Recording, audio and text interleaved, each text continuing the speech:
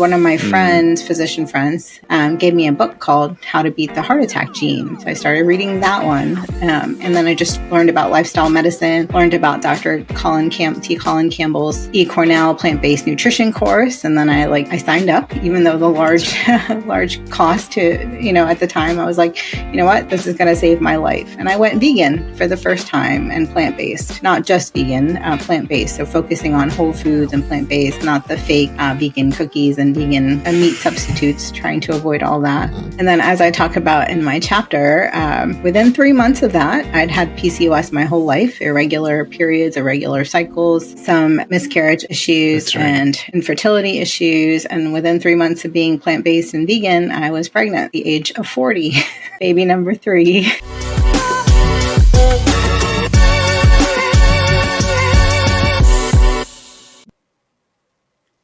Hi there, Health Feast listeners. Dr. Rock here. I'm super excited to have you back.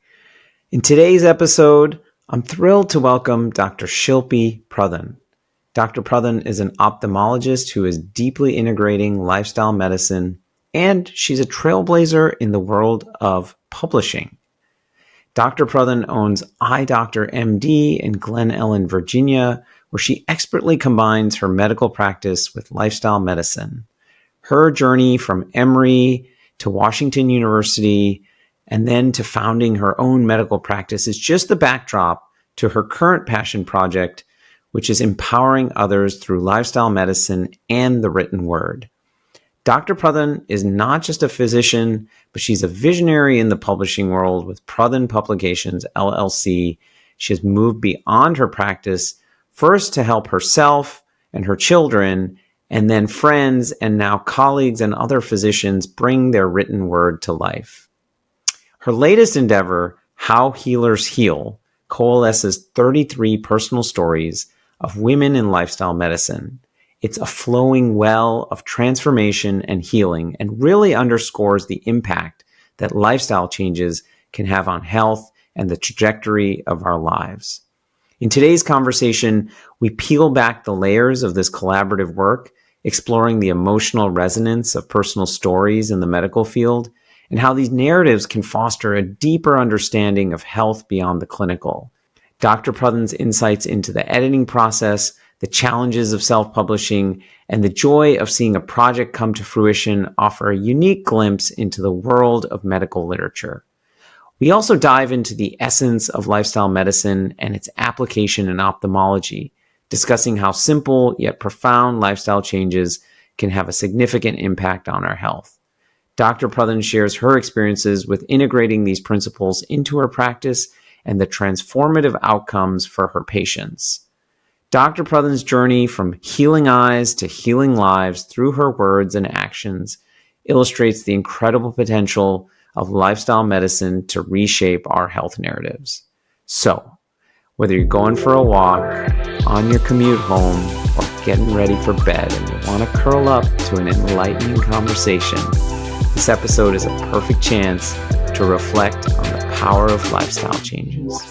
Please join me in welcoming Dr. Shilpi Pradhan to the Health Feast, and let's do the show. Let's start with the book then. I think How Healers Heal. There was a Facebook post you did in our lifestyle medicine, like physicians, I think it's just physicians, right? Yeah, lifestyle medicine physicians group. And I don't know how many, there's like several thousand members in that group. And there was this, you put a thread and then I saw that and I was like, oh, that's so cool. And a bunch of people, it blew up very quickly. And then you started a WhatsApp group.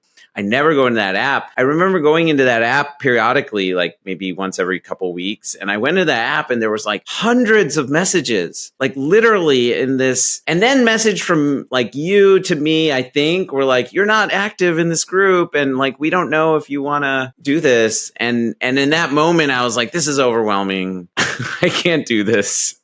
I think I wrote you a message. I'm like, I have too much going on. I'm very sorry. And it turns out I think I was the only man, like I would have been the 34th man of these 33 women, lifestyle medicine trained and practicing physicians. And that's where I'll hand off, was like, I almost feel like it was meant for me not to be a part of this compilation. And tell us more about how that came to be. And then I really want to hear you share your story in the compilation, which is really powerful. You're absolutely right. We've been told this many times that it's so much more powerful that it's all women that are in this book. But so this is the book, How Healers Heal. And actually, I have to give credit, and I do in the beginning of the book, to Dr. Sabah Sharif, who is one of my co-authors, and she was my study buddy for the lifestyle medicine boards. And I was part of another book on burnout, had a short chapter on that. And she was like, that is so cool. I want to write a chapter. I want to write a book. And she has a very touching story about losing her mother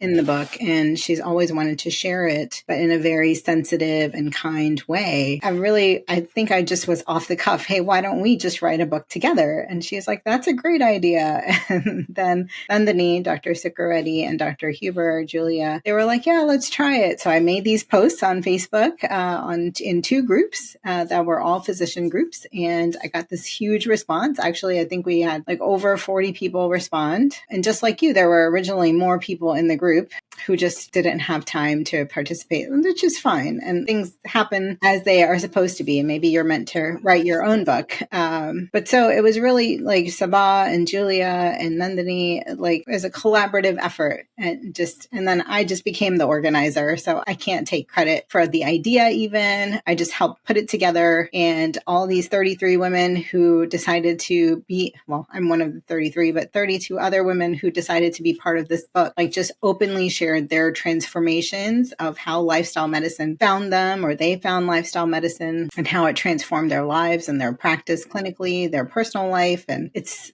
such powerful narrative, like stories about physicians healing themselves, hence the title, How Healers Heal. Even the title was kind of like it took us about 2 months to come up with the title together as a group, come up with the book cover. I mean, it was a complete collaboration. Wow. Yeah, I think for a little while I was still on that WhatsApp group before either I was ejected or or I think I left it because it was literally like, I don't know, 20 messages a day. Like when you guys were thinking about titles, I just remember I'm like, oh, what about this? And people had opinions about every. I mean, that's what makes it so special though, right? Like we all did this together. That's right. Yeah, truly collaborative process. I love what you said, how, it was an opportunity for her to tell her story in a way that was kind. What did you say? Just honoring her family, but also sharing her struggle as well, but honoring her mother. You did that for her, and you did that for everyone who contributed in this book. You created a space where people could tell these stories in just a very like sacred, beautiful way. And we had this goal. I'm sure you know that the proceeds of the book, once we meet our goal, go to a scholarship for the American College of Lifestyle Medicine. That's right. To health equity. So we have this collaborative financial goal in addition to sharing our transformations. We have had Dr. Daphne Bascom on the podcast, who is one of the co-leaders of the HEAL initiative, where these funds are going to support HEAL, which is health equity achieved through lifestyle. No, this is just a beautiful project in so many ways. And I can talk about each chapter since I edited and compiled, but I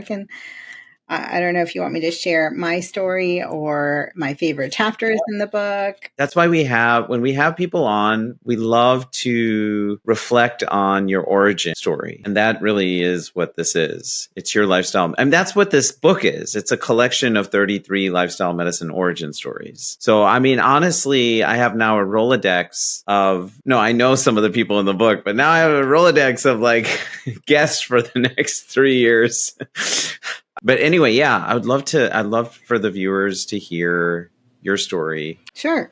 So I will talk about what's in the book because my origin story, like where I was born, is totally different than my lifestyle medicine origin stories. We'll focus on that for health reasons. But as I share in my chapter, I think it was about 7 years ago, I was very, very unhealthy, just eating and stressed out, had 2 kids, eating whatever, junk, cookies, whatever you want to eat just to survive, M&Ms for lunch, the routine. And there was a trip we took to Florida that was the changing point, where we went to Disney the whole day. And then at dinner, I sat down to dinner, and I was having this crushing chest pain. And I never thought about chest pain before, other than in medical school, but I like couldn't catch my breath. I was just sitting there. I couldn't eat, and it went away after like 5 minutes. So I was happy. And then we went back to the hotel, and we were getting the kids ready, and I laid down, and I was having the chest pain again. And I literally thought, if I go to sleep here, I'm not going to wake up tomorrow morning. So my husband's like, you're overreacting. I mean, he was worried, but he's like, you're overreacting. Just go to sleep. It's probably just heartburn. And I'm like, no.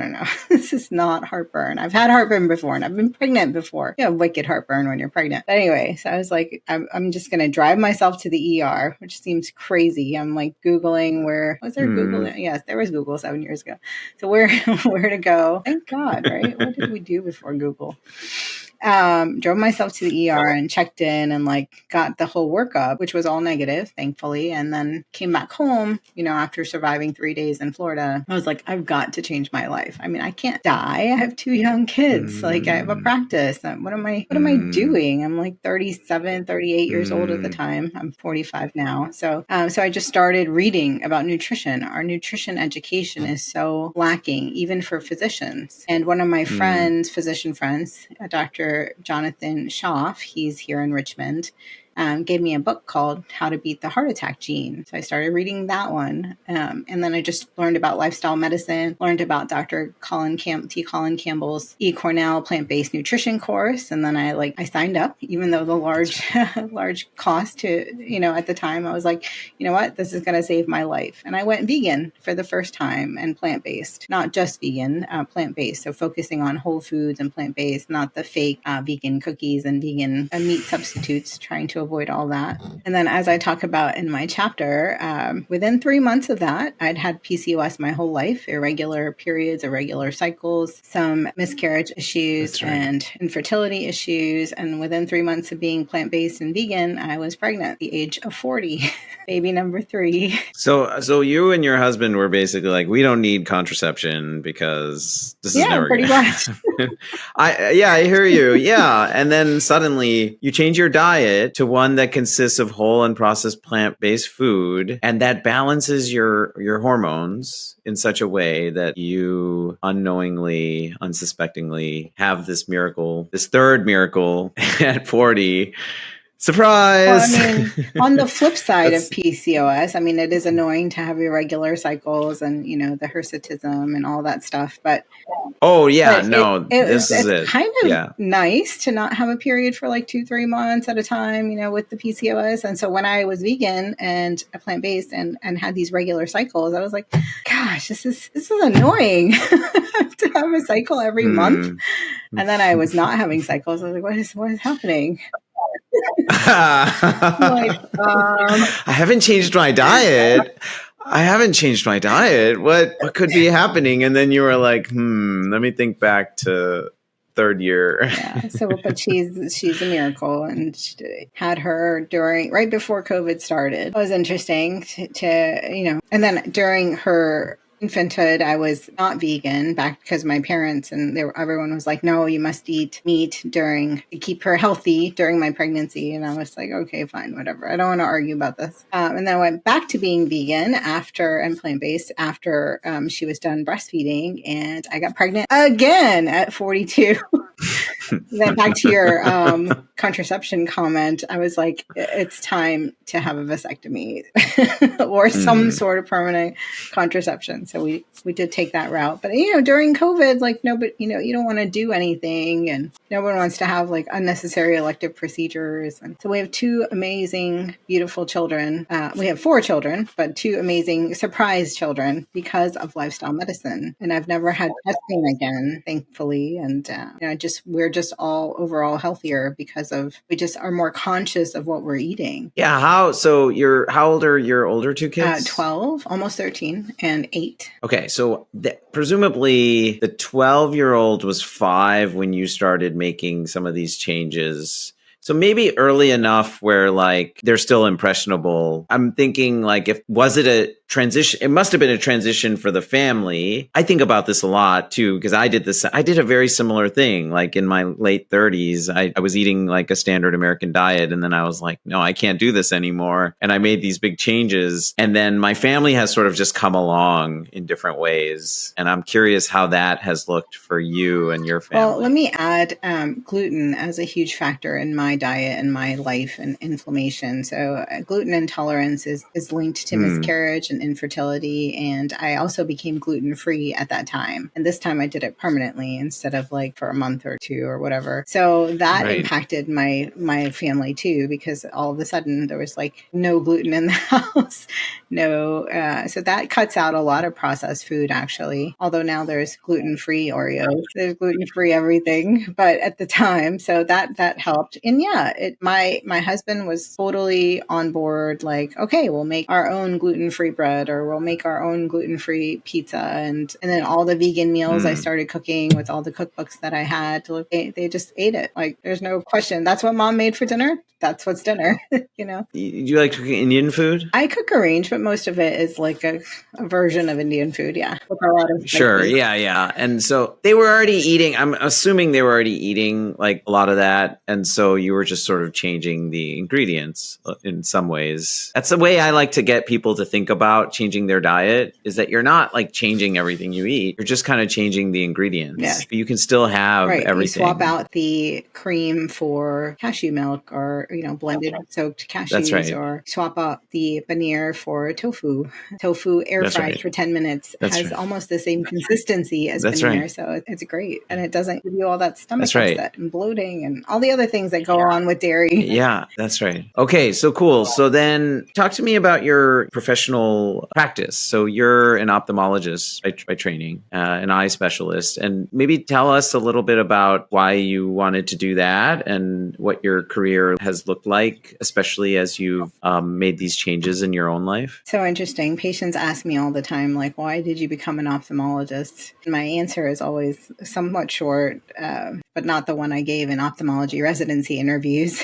But basically, in the beginning, it was because I thought this is a field where nobody dies. I was like, okay, I can't handle death. Like, in my peds rotation, because I thought I'd be a pediatrician when I went to medical school, and there was all these sick kids and some that actually died from cancer. And I was like, I cannot do this. So when I found ophthalmology in medical school, I was like, okay, nobody really dies in this field.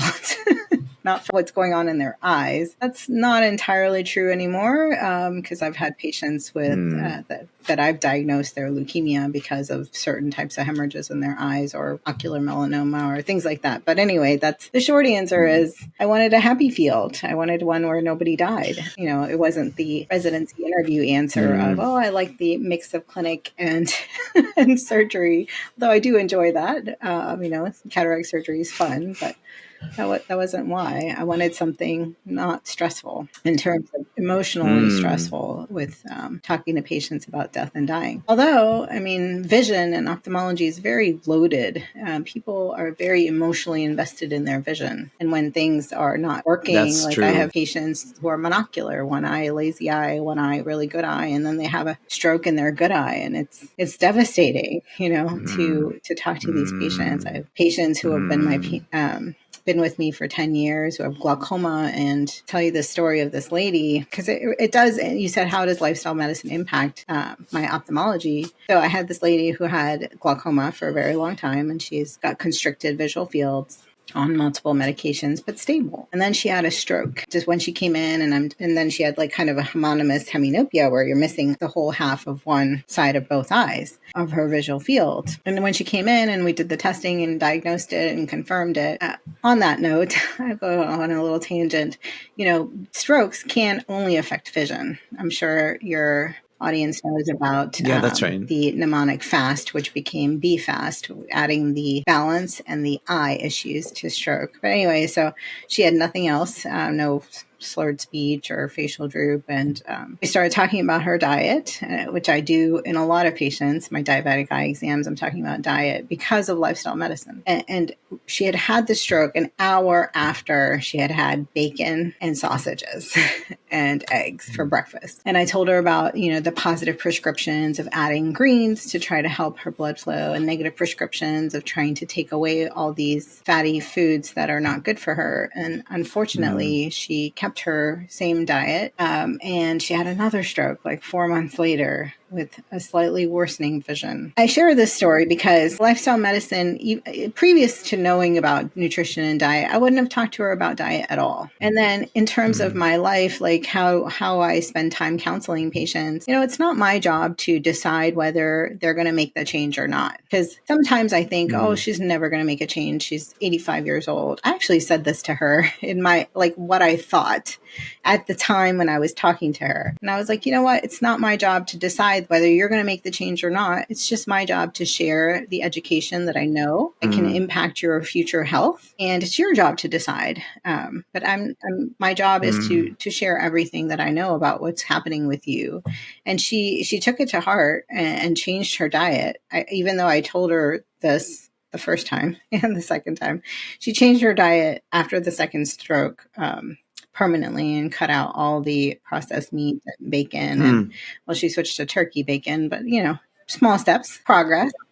And she hasn't had another stroke, and it's been like a year and a half. So unfortunately, her vision didn't recover. But so to answer, that was a really long answer to your question, but it impacts me because I share all of this knowledge with my patients. Sometimes it goes over our time slot, but everything I know based on what they're having, like diabetes patients who come in newly diagnosed. I like to share Mr. Eric Adams' story, the mayor of New York, and his book, and Dr. Neil Bernard, and I just share information, just like knowledge volcano.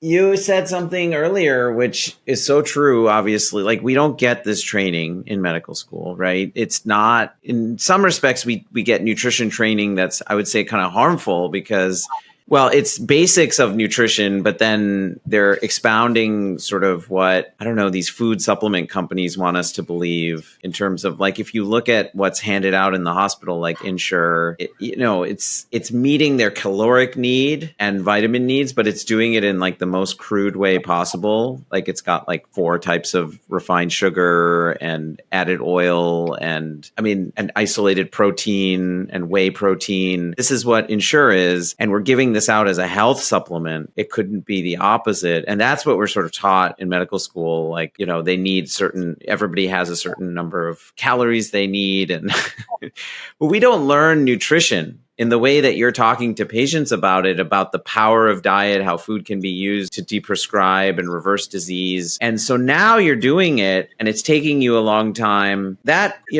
is sort of, to me, it sounds like, it's like when you know something like that, you can't not tell them, right? If you're aware of this, how could you not? And yet there isn't any incentive really for you to do that, other than knowing this is the right thing to do. There's no additional reimbursement for that, the additional education. That's right. Yeah. Maybe, I don't know if you want to talk about how you reconcile that or your views on that state of healthcare. Oh, gosh. Where you're sort of like... It might be a long conversation, but I'm going to leave that to the experts in DC and people like Dr. Padmaja Patel who are working the system and fixing it, because their knowledge is far better in those health policy changes that need to be done than mine. I'm just a solo doc that tries to impact my patients and share other tips through projects like our book, How Healers Heal. And I have, we did 2 books actually last year. There's How Healers Heal. And then I did a dry eye book, Goodbye Dry Eye. Well, that's right. I did want to talk to you about your other books, actually, because you've also like published several children's books with your kids. I wanted to bring up lifestyle medicine, made it up into my dry eye book. So there's a whole chapter about lifestyle medicine and how it impacts dry eye. And I was like, pre-lifestyle medicine, I would have never put that chapter in there. And it talks about gluten, that's really sugar, cool. Hydration, sleep, all the things that do affect dry eye disease. Of course, we can apply all 6 pillars of health to everything. I mean, that's the thing. Like, I'm sure if I followed your dry eyes or anyone followed your dry eyes lifestyle medicine protocol, their diabetes would get better. Their risk of getting stroke and heart attack would decrease significantly. They are different. I mean, there are nuances. Like, I'm sure you focus on some things that are maybe more important than others. But like at the end of the day, well, I want to ask about, because how healers heal, like you said, the name really implies like healing thyself. And in medicine, we really have this epidemic, and Poe and I have talked about this a lot. We've had a lot of guests on who talk about this epidemic of burnout or moral injury, as it's more aptly called. There's so many stories of people really revitalizing and transforming their purpose and their purpose for being a doctor, and really changing that name, that paradigm, to a healer, first to yourself and then to others. And that came through, I think, when you share your story, and now like your book chapter, for example, and how you talk to, if you have a patient who has diabetic retinopathy, you're asking, how many ophthalmologists are asking about how many fruits and vegetables are you eating when they come in. So I want to call that out because it's really awesome that you do that. There's a few of us, actually. There's a few ophthalmologists that are lifestyle medicine certified. I think I don't remember his name, but there's a doc out in Seattle who has a whole lifestyle medicine and eye clinic, which I think is phenomenal. Oh, cool. There's Dr. Yoon, who introduced me to him. He's out in California, I think, where you are. He's also a lifestyle medicine. So not many, but I would love for it to be more. But ophthalmology has always been focused on all of this stuff. Like there was the Blue Mountain study in the 90s, I think, that looked at health and nutrition and for cataracts. And then there's the AREDS 2 study for macular degeneration looking at nutrition. So I love ophthalmology being kind of at the forefront of tackling all these things for a long time now. I'm just sharing what the giants before me have done. Well, let's talk about sharing, because that's, I think, how you have really channeled book publishing as a way to share insights, stories, knowledge, so many different things. I was listening to an interview you did that was linked with the book, where you mentioned something, you were an editor in high school, so that these kind of like interests in publishing and editing kind of span back many years. So tell us a little bit about that. Yeah, it goes back longer than that, actually. I think in 5th or 6th grade, I got into some Northwestern journaling summer camp, and I never got to go, but that's okay, because we went to India. My grandfather was sick, and we had to visit him, and I value that trip a lot. So it was worth the sacrifice of that conference. But yeah, I was editor-in-chief of our newspaper in high school, and if I wasn't a doctor, I'd probably be a writer.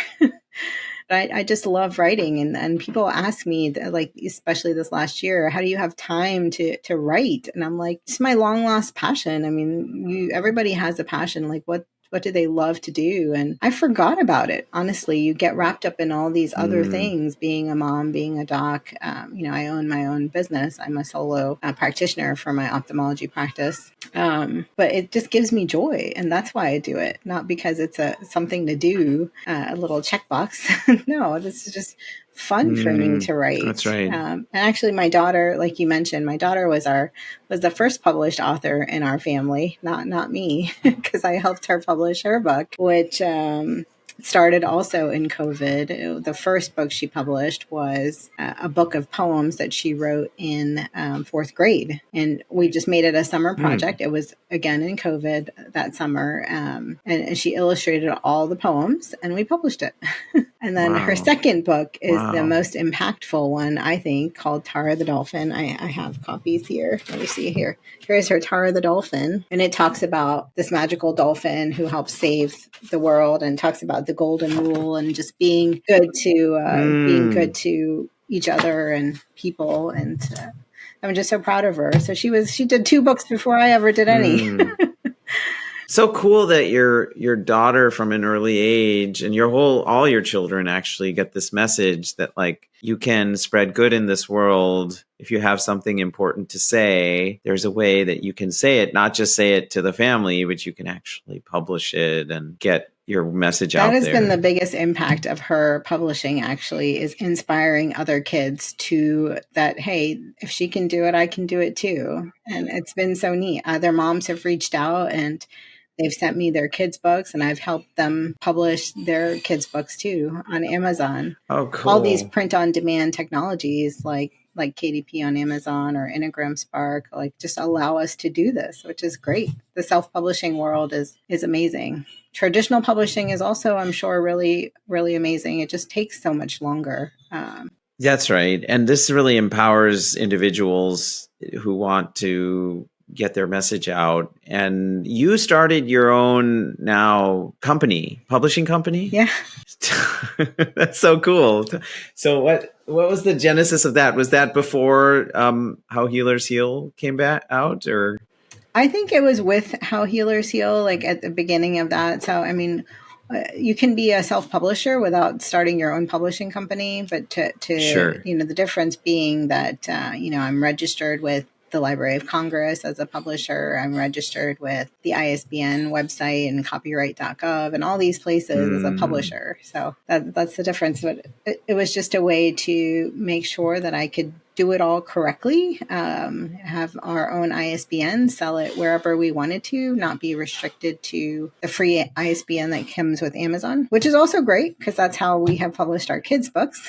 But I want to circle back to something you were talking about writing, and I think it's really emblematic of how we should be looking at so many things. You said, I'm not doing this to check a box, right? I'm doing this because I enjoy it, and there's a joy in that process. It's something you love doing, and it feels good. One, I think that's beautiful. That's why we call this show what we call it, the Health Feast, because healthy behaviors often get framed as a checkbox, when really, like, the beauty and the magic comes when the healthy behaviors become something that you love doing. Then they feel like a feast, and there's this abundance to them. Then it's not a chore. It's not a checkbox. You're like, the boxes get checked and I'm not even worrying about it. So that's amazing. And then tell us a little bit about that. Like, how do you, because I also don't like when people say, how do you make time? How do you have time for this? It's like, we have time for everything we make time for, right? So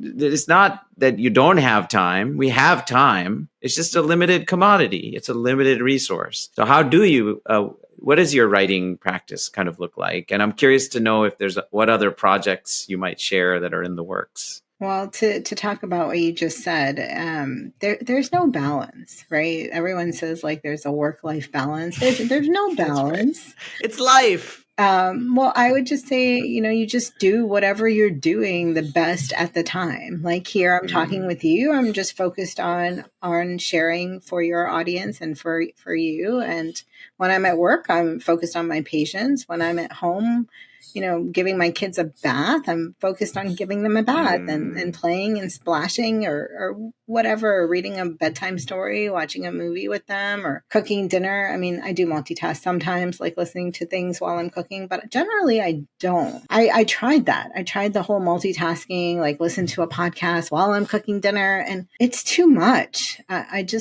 like to be focused on the one thing, even when I'm exercising. Like sometimes I listen to books. Sometimes I just want to exercise in quiet and just focus on that thing and not balance, but just be present in that one activity. So sorry to go back on that point. No, that's good.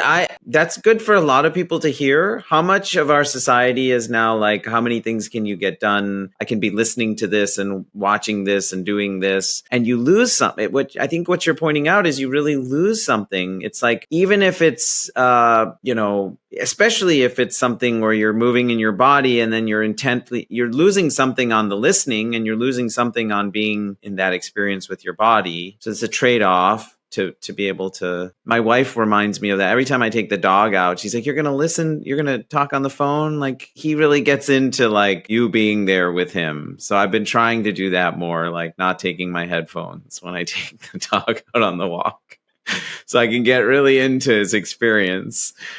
Don't they say, I mean, I don't do this actively, I should do this more, but don't they say like if you focus on the muscle, like while you're working it out, it gets even stronger than if you're not focused on it? That's right.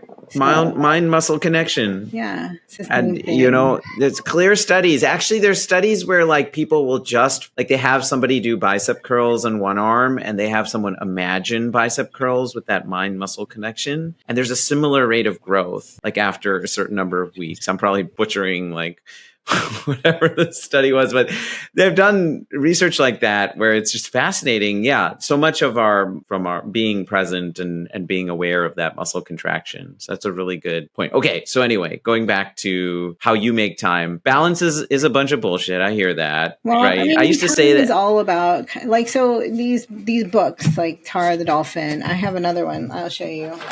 Ocean ABCs. Like this was just a project with my kids because we're all listed, and my kids, especially my son Ankit, loves animals. He watches Wild Kratts like all the time on PBS, right? So I'm Yeah. like, let's make an alphabet book all about animals, and there's like facts in here that I don't even know. And he comes up with like, it was just a project. And people were like, how did you do that book? I'm like, well, it was COVID and we were just doing a project about animals that he loves. Like, I had no purpose in it, but it was just, and he wanted to have a book too, because he was like, my sister has a book. I need a book. But for writing, there are there's 4 projects I have that are not getting equal time right now.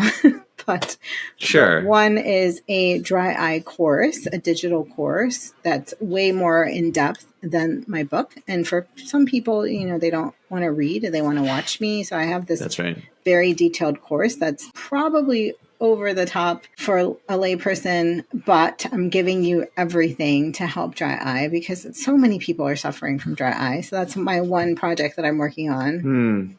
That's really cool.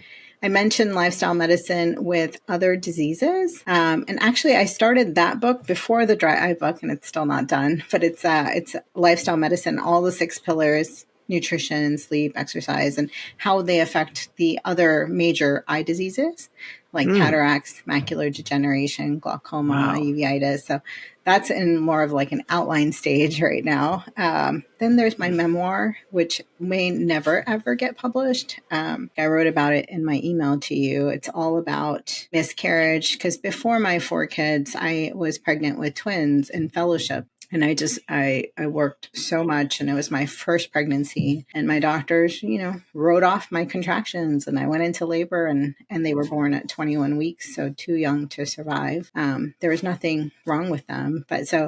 And all of the trials that we went through, the postpartum depression, the fear of loss with each pregnancy because of that first one, how we started a scholarship in their name, the Twin Angels Scholarship at my alma mater, Washington University in St. Louis. And so that memoir is probably never going to get published, but it's there. And then I have a book about lifestyle medicine with another lifestyle medicine doc who she actually wrote the book and it's amazing. And we're editing and going to publish it together probably in the next 6 months. So I will keep you posted on that. But her book, it goes through her coaching process that she uses in her practice with all of her patients. And she's, primary care, family practice. I'm ophthalmology. So I'm kind of helping her as a publisher and as an author, just helping rewrite and polish it up. But it's really, really good. So those are my projects that I'm working on that bring me joy these days. Wow, that's really cool. And that memoir sounds beautiful. And I hope maybe one day it will get published. How do you make time? So what is your like actual writing schedule? Like, do you block time? I'm so curious because I think about productivity and I think about,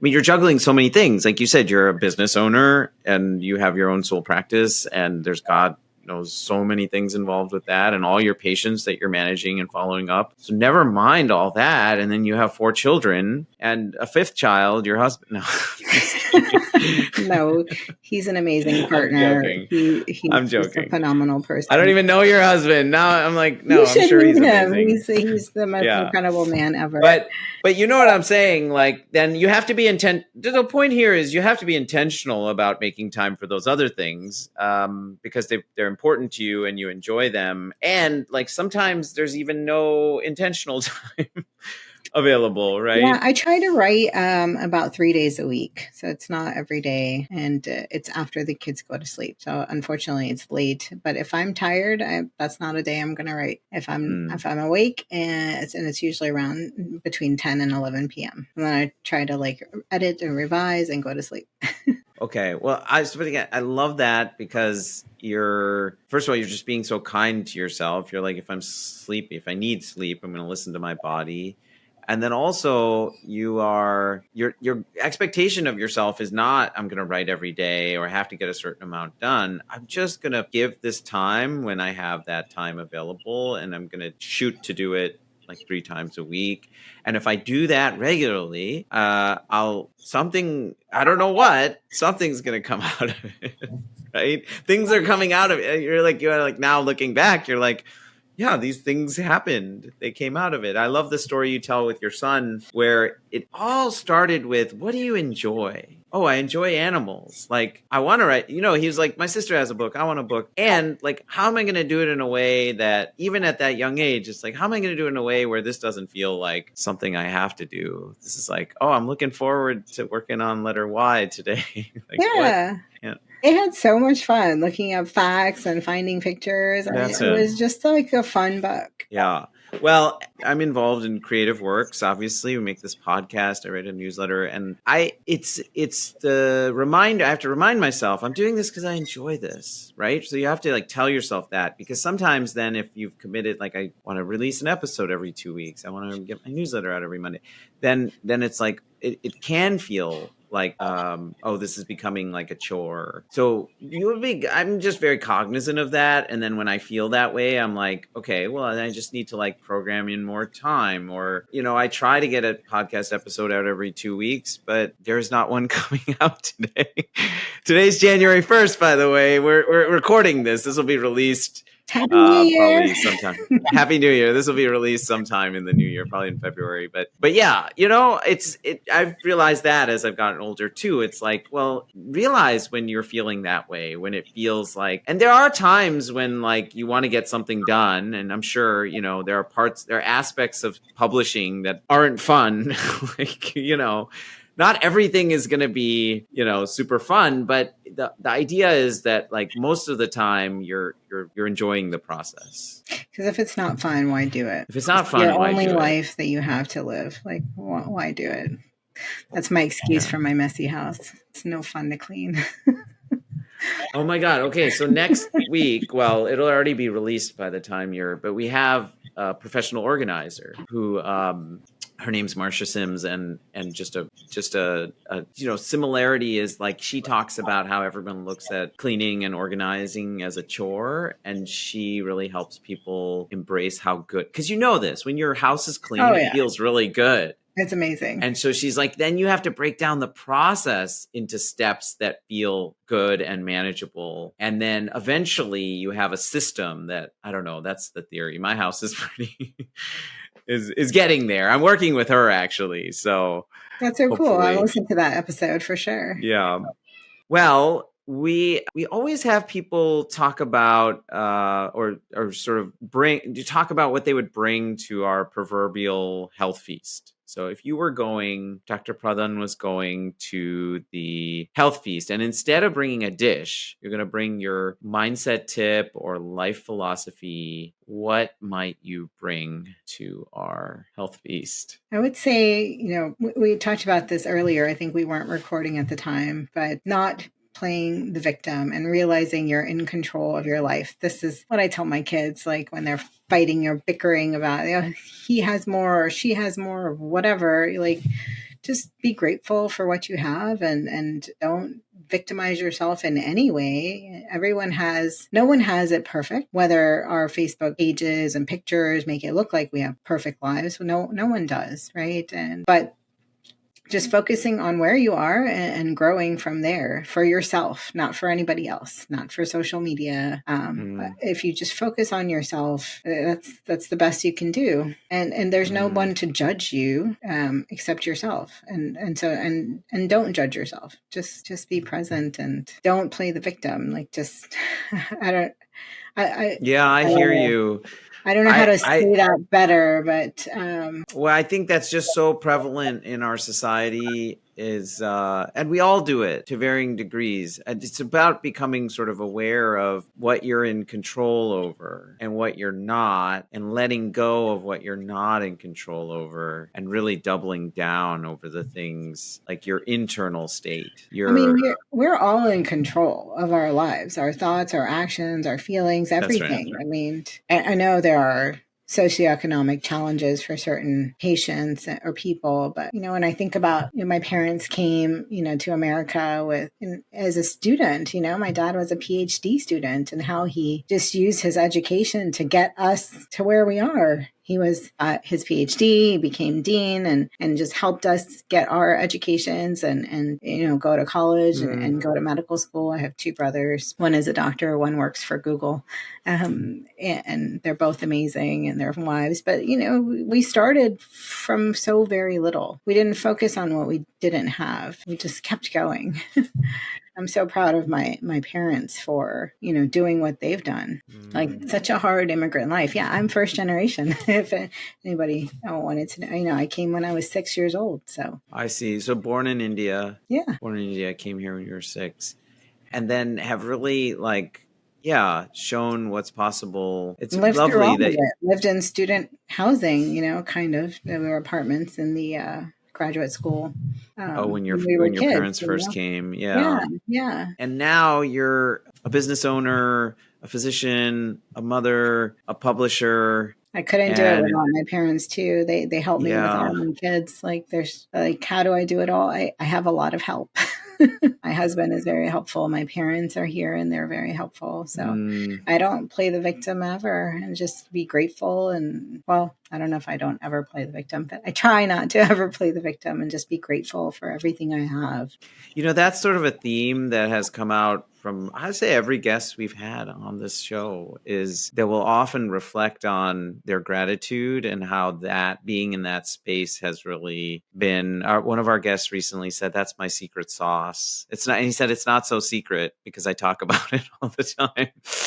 Is being in that space. So it's beautiful to hear you share that too. I'm not surprised. Okay, well, if people want to find you or find your books or learn more about what you're doing, where can they go? And we'll share all these resources in the notes for the episode. I'm on Facebook. Most of my posts are public, actually. I may not respond to your messages because I'm with my kids, but I'm on Instagram. I have a YouTube channel, and we have amazing interviews with all of the co-authors of How Healers Heal on my YouTube channel. So there's so many personal stories on those author interviews as well. And then, of course, I have my practice here in Richmond, Virginia.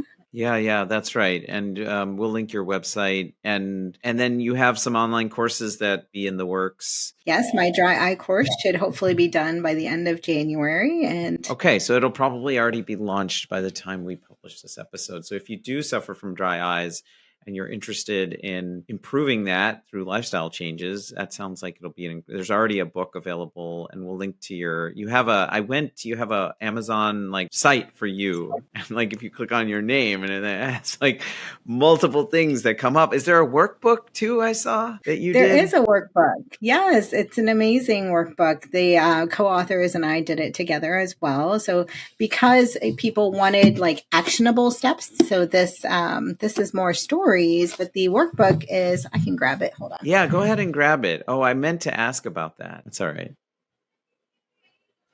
All right. This is the workbook, and it's not very fat, but it's got kind of blank pages at the end for the co-authors. But at the beginning, it's got all the pillars of lifestyle medicine and little tips on what to do and how to change. So in the nutrition section, we've got our core food groups and spice groups, chapter 1, nutrition. So, and then blank spaces for you to figure out what you want to do. Yeah. like a meal planner. So That's just cool. little things to help you on your journey that are, because if you want practical tips, it's the workbook. And if you want our personal healing transformations, it's the book. That's cool. Okay, so we'll link your Amazon site with all of that as well. And I just want to thank you so much it's a holiday, I know, today. Your kids are home, my kids are home, and we made time for this wonderful conversation. And for our listeners, you can visit us at thehealthfeast.com if you have a question for Poe or me, something you want us to maybe discuss on the air. And you can sign up for my newsletter, Rock On, at the website. You can also visit my website, Rock Your Life, RAKYOURLIFE.com, if you are interested in working with me directly or joining one of our health coaching groups, the Rock Your Life Tribes. All right. Well, Dr. Pradhan, Shilpi Pradhan, so pleasure to have you at the Health Feast. I hope you enjoyed for the your opportunity. time. Yeah. I love your newsletter, by the way. Oh, thank you. Great job on that. Okay. We do our fist bump, our Health Feast fist bump. Wonderful. All right. Take care, everyone. Have a great day.